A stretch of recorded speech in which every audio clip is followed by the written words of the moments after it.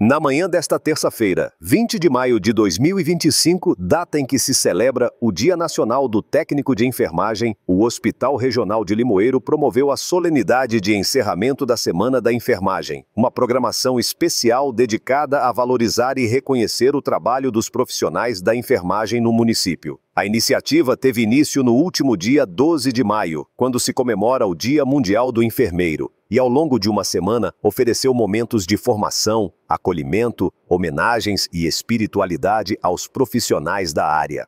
A cerimônia de encerramento foi marcada por um culto ecumênico que reuniu representantes de diversas expressões religiosas, evangélica, católica, espírita e de matrizes africanas, promovendo um momento de fé, reflexão e união.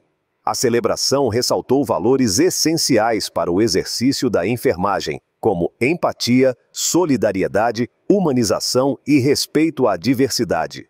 Durante o evento, a direção do hospital destacou o papel fundamental dos técnicos e enfermeiros no funcionamento do sistema de saúde pública, principalmente diante dos desafios enfrentados diariamente nas unidades de atendimento. A solenidade também contou com momentos culturais e entrega de lembranças simbólicas aos profissionais, encerrando a Semana da Enfermagem com emoção e reconhecimento.